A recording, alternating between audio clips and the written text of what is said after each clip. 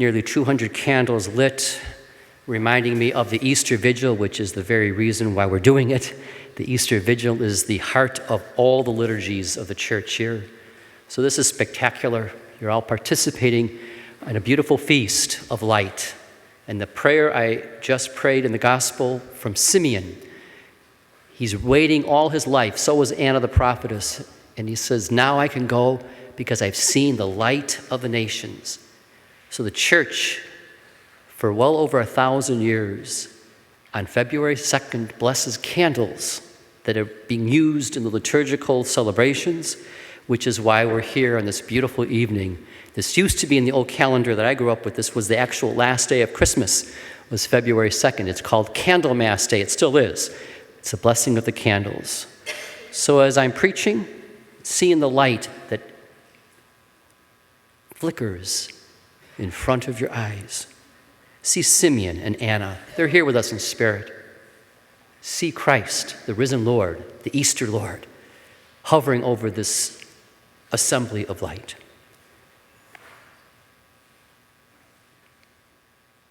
One evening, on a cold, dark evening, literally in 2002, it was February, my doorbell rang. We didn't call the building I lived in the rectory, we called it the parish house. It was a big, beautiful sign, the parish house. I lived there, the bell rang, it was cold. And I opened the door, you never knew what you would encounter when you opened the door in St. Eulalia Church in Maywood, which is in a western suburb. I opened the door and there was a family of 5, 3 children, two adults. I took them to be a family, I took them to be a mom and a dad and 3 children. They spoke mainly Spanish. I was able to understand bits and pieces of what they said. I was able to communicate. They communicated with me with their hands and their tears. On this cold, dark evening, they were basically telling me that they were fleeing. They were running away. They were hiding. They were immigrants. They were migrants. Next to Maywood is Broadview, another beautiful place. Broadview has a detention center, and I used to go there with people to pray on a regular basis. It's a detention center when they would round up migrants and send them off on a bus to wherever. And usually they were separated from their families. They usually took the father. So we would go and we would pray on a regular basis. And I believe that's what brought the family to my particular church, which was not far from this detention center.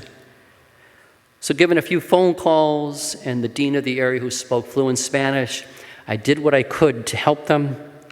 I did what I could to give them what I could give them in terms of food and some money. But as I welcomed them, I had no doubt they saw me as a light for them.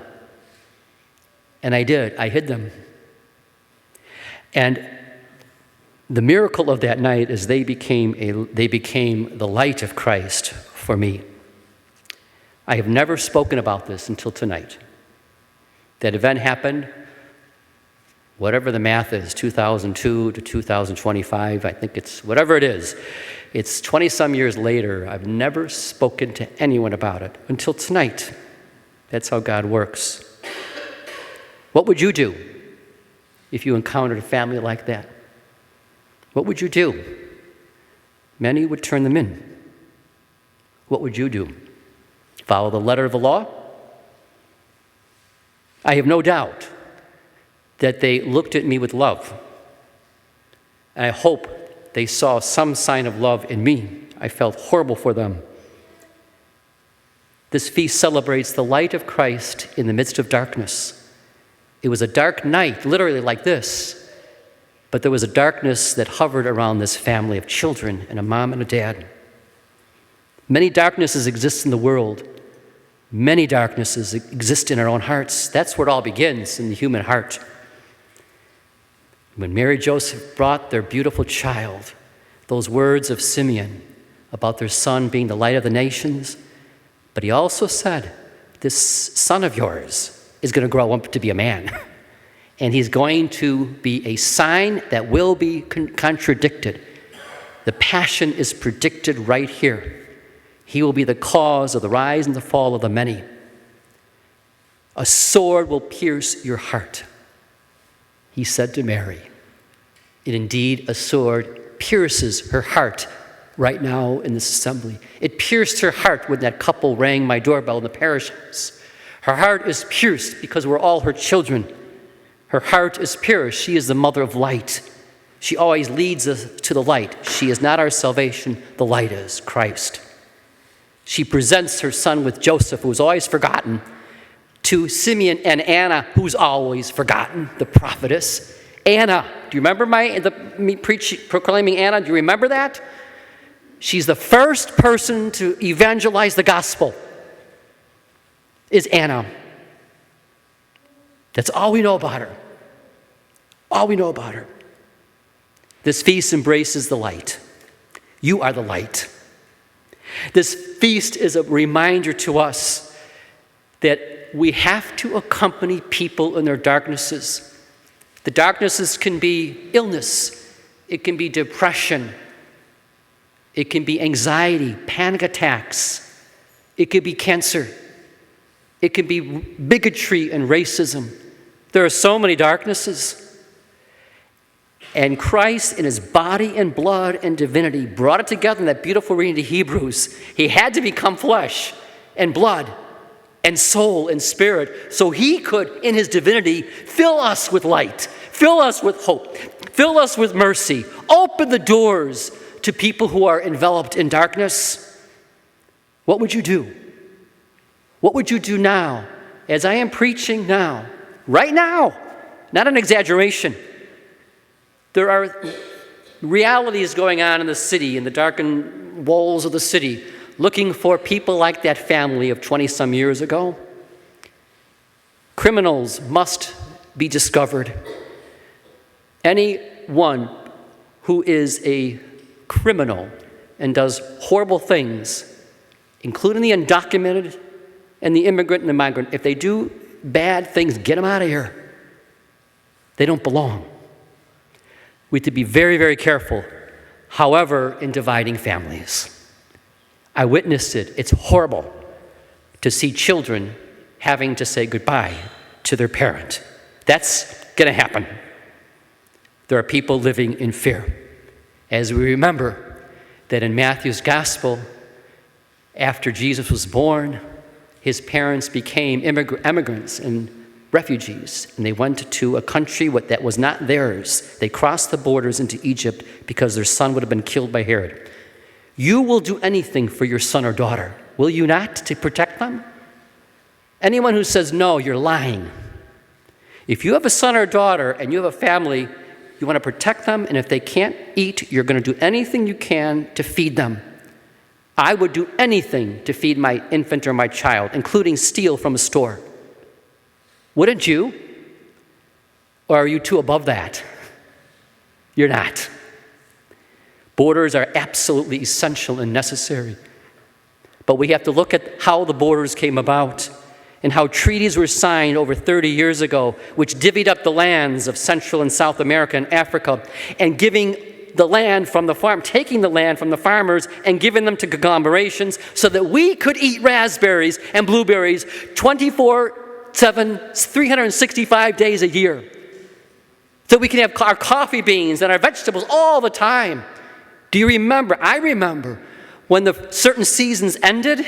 In the Jewel, we'd go, and it was the end of you couldn't have raspberries for another 9 or 10 months, whatever it was. Do you remember that? Anyone remember that? Or am I too old? Now you can get anything you want. I met a farmer in El Salvador when we did the mission about 10 years ago here. A number of you went, who had the land. They couldn't take the land away. I'm not sure why. He had the best raspberries I've ever eaten. But he could not sell them to anyone outside of his area because of the conglomerations. So he was poor, doing the best he could raising these raspberries. There's a lot of darkness out there. There's a lot. We are to be the light. I'm looking at 200 lights, not the candles. You. Each one of you here, you are a human candle of light. You can bring the light by how you speak, by how you look, by how you gaze, and by how you spend your money and time. You can be the light by how you conduct yourself outside the walls of this church. We are not meant to contain the light in this church. I always say people who spend too much time in the church, they're weird, they're bizarre. Exit sign, very important. Remember when I first got here, the exit sign. Watch when you leave. You leave with a mission. You always leave the church with a mission.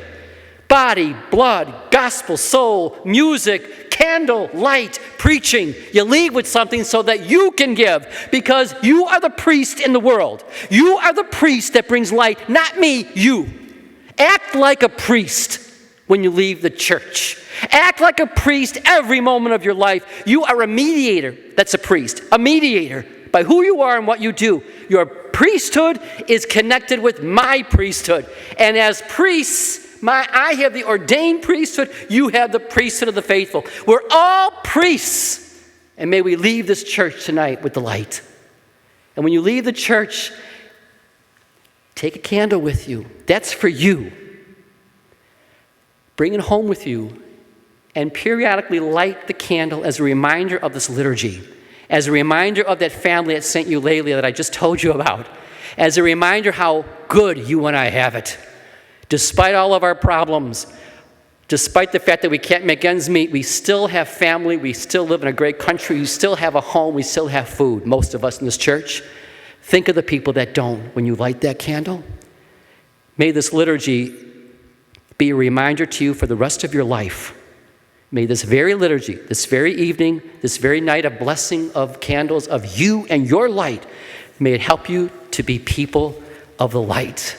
God is counting on you to spread this light into the darkened world so that the darkened world will glaze with the sunlight, the beauty, the glory, the light of love, of mercy, and of joy.